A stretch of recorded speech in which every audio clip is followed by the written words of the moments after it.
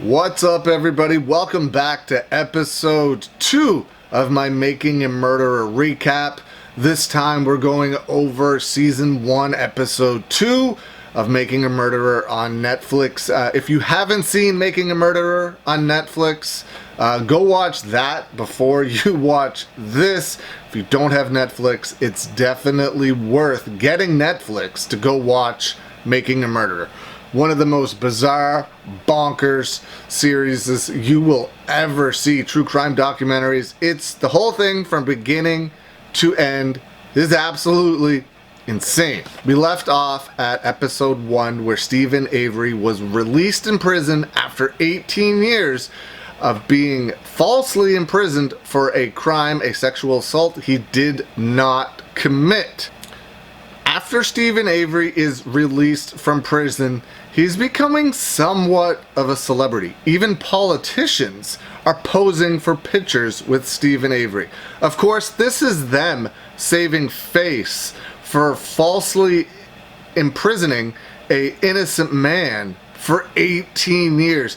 They probably should have done a lot more than just pose for pictures with him, but this is definitely them being, we're sorry, we got it wrong. Not the sheriffs or the county or the DAs or anything like that, but the politicians in the area had to save face when they found out they had the wrong guy in jail for 18 years. In December 2003, the Avery Task Force begins. They're going to review practices statewide. Avery is the first to testify. He talks about how being imprisoned for 18 years ruined his family and caused his divorce. Penny, the woman that was sexually assaulted by somebody else that Stephen was accused of and imprisoned for, apologizes to Stephen for her role in falsely convicting him. And to be fair, it was not her fault. She was just going by what the police was telling her to do. How was she supposed to know that the police were out to get Stephen Avery even though he didn't do it? But she was nice enough to apologize for what happened to him. It's just such a horrific situation for her to be in as well. The state begins drafting the Avery bill. Avery says everything was going good. He met a woman named Jody, and he felt like he could be loved and cared for again, which is good to hear. After being in jail for 18 years, this is something he definitely deserved. He lost his original wife. It's good to hear that he found somebody else who he feels that can love him, that can care for him again. It's reported that Stephen Avery can get upwards of $25,000 for his 18 years in prison. That is legitimately next to nothing. 25 grand for 18 years. That works out to be $5,000 a year, but it's capped at $25,000. Legitimately nothing. A group of legislators start to work to get Avery money. One of them states it should be $25,000 a year, which is still not an overly large sum of money for being false imprisoned for 18 years. But they work on getting him $450,000 in wrongful conviction compensation. Stephen Avery says he could not forgive the police that put him in jail. He said they knew they did wrong, but he didn't want that to happen to Penny or himself ever again. Meaning he didn't want to put someone like Penny through the situation of knowing that their accuser is still on the street, still doing these horrendous crimes to other women. They started a civil suit for the sum of $36 million. Now that's a decent chunk of change, because the district attorney and the sheriff's office should have turned over the evidence they did have on Gregory Allen, but they did not turn it over. So they're trying to get $1 million a year for each year Steven Avery spent in prison, as well as an additional $18 million in penalty damages. Steven wanted the people that falsely imprisoned him to be held accountable, held responsible for what they did. And can you blame him? He has every right to want the people that did this to him to be held responsible for it.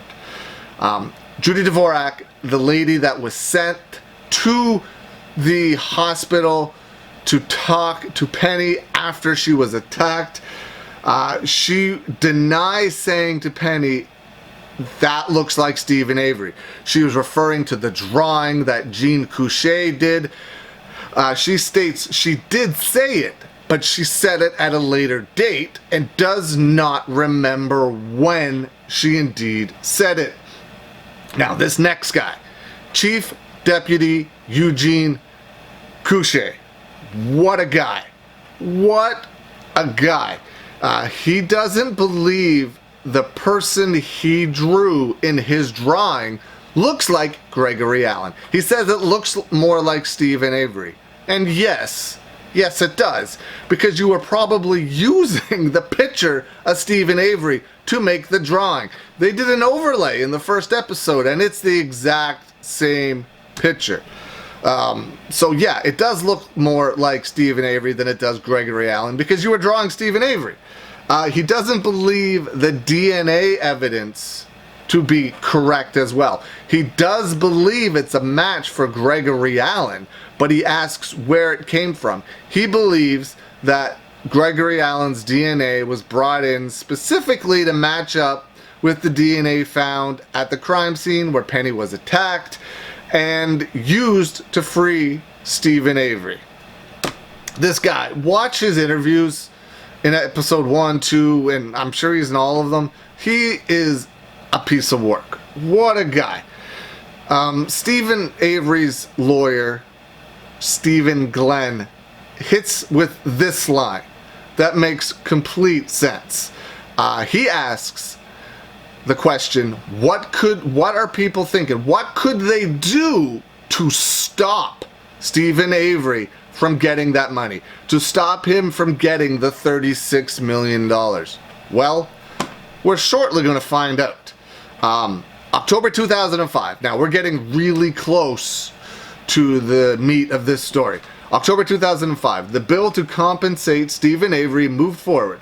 He was very close to getting the $450,000, which would have allowed Steven to stay in the civil suit for the $36 million as long as he wanted. See, he had to hire lawyers to get that $36 million.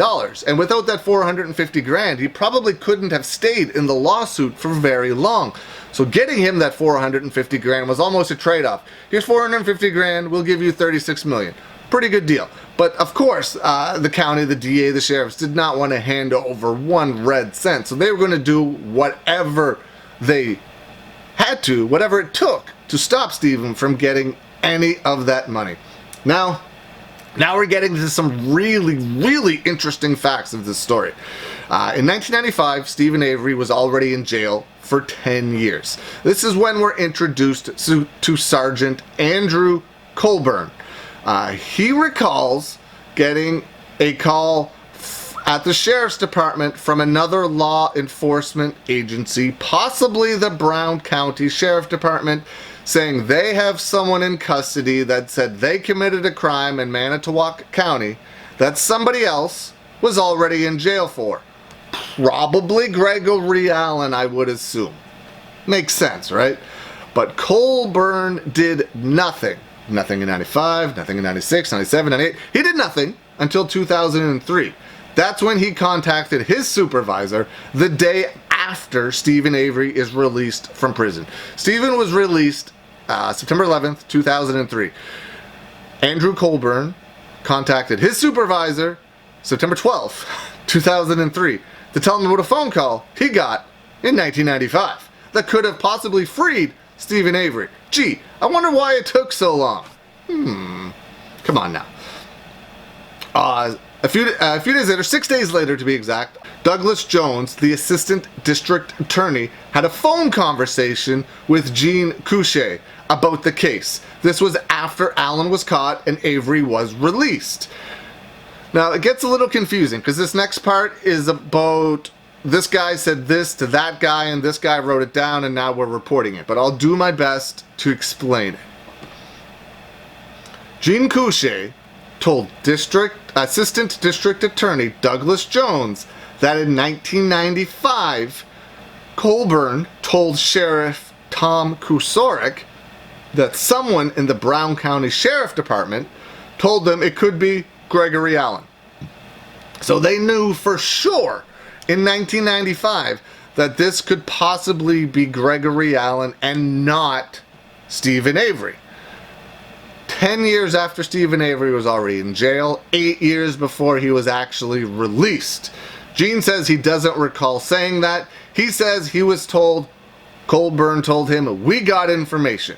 Colburn was told, we already have the right guy, don't concern yourself with it. Meaning they already had the guy they wanted in Stephen Avery, so don't concern yourself with the guy that probably actually did it in Gregory Allen. Gene was quoted as saying James Lennox was aware of the info. He doesn't right out say that he said that, but he said if Assistant District Attorney Douglas Jones wrote it down in that report, then he probably did say it. He's not going to argue with the Assistant District Attorney or the District Attorney. So of course he's going to say, yeah, I said it if Douglas Jones said that I said it. Man. If they didn't withhold this information, there's a very strong possibility that Avery could have been released in 1995. District Attorney Mark Rower says that they turned over all the information that they had. However, that is not true. The people on Stephen Avery's side state there was no information, zero, none. No information ever turned over about Gregory Allen. The district attorney, now here's where that money comes into play, the $36 million and the $450,000. The district attorney, the sheriff, and the county are usually covered by insurance in regards to the civil suit. But because of the allegations against them, the insurance company stated they were not going to cover them. So that means the DA, the sheriffs, and the county would all be on the hook for that $36 million. But do you think they're going to want to pay that out? Absolutely not. So what are they going to do? We're about to find out. Depositions are scheduled to begin on November 15th, 2005. On October 31st, 2005, Teresa Halbach is last seen. November 1st, 2005, the Avery bill passes. November 3rd, Teresa is reported missing. November 4th, they start aerial support, helicopter, looking for Teresa's 1999 RAV4. Her last known stop was the Avery salvage yard, which she had been to many times in the past. She's been there to take pictures for Auto Trader of vehicles that Stephen Avery was selling. She had no reason to not go there, to be weary of going there. She has already been there a few times at least, got paid, took the picture, and was on her way. Because her last known whereabouts was the Avery property, Stephen let the police into his house. He didn't have to do that. There was no search warrant. He was not a suspect at this time, but being the person he is, having nothing to hide, he let them in his home. But why would he do that if he had just killed her and got rid of the body? Would you let police in your house voluntarily? Probably not. But he let the police in, they searched the place, they found nothing, so they left. Didn't find anything. November 5th, 2005. They find Teresa's RAV4. There were no plates on the car. It was slightly covered up at the Avery salvage yard. They own a salvage yard. Why wouldn't they just destroy the car? Are they the smartest group of people? No. but they own a salvage yard. Stephen Avery's accused of burning the body to get rid of the evidence, so why wouldn't he just destroy the car as well? They own a salvage yard. They are quite capable of doing that, so of course, that would probably be one of the first things he thinks of. You get rid of the body, you get rid of the car. It makes sense, right? Why would he just lightly cover it up and take the plates off? Makes no sense. None. After they find the RAV4, all of the police and the sheriffs head to the Avery salvage yard to conduct a search. Makes total sense. I get that. They found the victim's car, so they're going to want to search every inch of that property to see if they can find any more information, any more evidence. But on the way there, one of the sheriffs are recorded as saying, and this is in the doc, is he in custody yet? Why would Stephen Avery, of course they're referring to Stephen Avery, why would Stephen Avery already be in custody? They don't know who did that. They could find fingerprints of Joe Schmo that lived down the street on the car. Find his blood somewhere and be like, he did it. Why would they automatically arrest Stephen Avery? Makes no sense. They clearly already knew who they wanted for this crime already.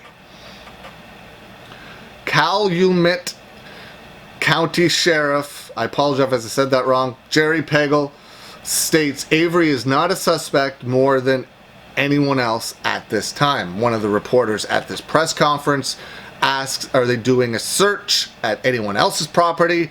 He says he's not going to get into that right now, but of course they're not. Every police and sheriff man, look at that, and I get why there's so many there, but there's no way there's any left over to do a search anywhere else. So of course, the only search they're doing right now is at the Avery property, the Avery salvage yard. Avery is interviewed by the news asking if he thinks his two brothers are involved with this, if they had anything to do with it, and who has access to the road.